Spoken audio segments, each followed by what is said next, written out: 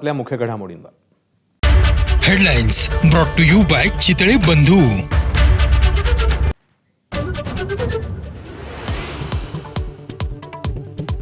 येत्या पहिलीपासून तिसरी भाषा शिकवण्याचा नवा शासन निर्णय जारी. हिंदीसाठी अनिवार्य शब्द मागे तर तिसरी भाषा शिकवली जाणार. पहिलीपासून त्रिभाषा सूत्रावरून राजकारण पेटलं. महाराष्ट्रामध्ये हिंदी भाषेची सक्ती केल्यास संघर्ष अटळ. राज ठाकरेंचा सरकारला इशारा. शाळांमध्ये हिंदी कशी शिकवतात ते बघतोच. शाळांनाही अल्टिमेटम. एनईपी मध्ये 3 भाषांचं सूत्र. महाराष्ट्रात 2 भाषांच्या सूत्रावर जाऊ शकत नाही. मुख्यमंत्र्यांचं स्पष्टीकरण.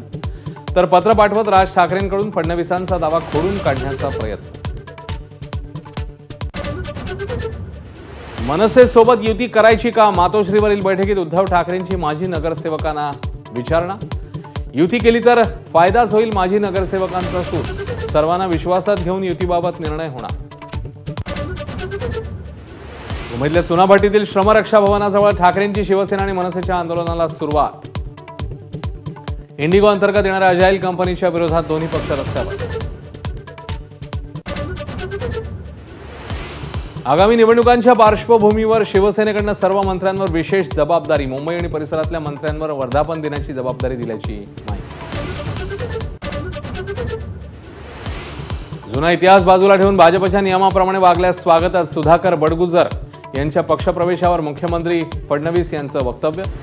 तर भाजपला दाऊदही चालेल. संजय राऊतांचा हल्लाबोल. संभाजीनगर दरोडा प्रकरणी नवा ट्विस्ट. लड्डा यांच्या घरातील करोडो रुपये जादूटोण्याद्वारे गायब करण्याचा आरोपी बाळासाहेब इंगलेचा होता प्रयत्न. पोलीस तपासामध्ये बाबूगड. कोल्हापुरात अल्पवयीन विद्यार्थ्याची शॉक देऊन हत्या. हातकणंगलेमधील आळते इथल्या मदरशातली धक्कादायक घटना. शाळेला सुट्टी मिळावी म्हणून हत्या केल्याचं प्राथमिक तपासात उघड. वाहन चालकांसाठी मोठी बातमी. फास्टॅग आधारित 3000 रुपयांच्या पासचा पर्याय 15 ऑगस्टपासून उपलब्ध होणार. वारंवार रिचार्ज करण्याचा त्रास वाचणार. आषाढी एकादशीसाठी संत तुकाराम महाराजांच्या पालखीचं देहूतून प्रस्थान. मुख्यमंत्री फडणवीस यांची उपस्थिती. तर पैठणमधून संत एकनाथांची पालखी ही मार्गस्थ.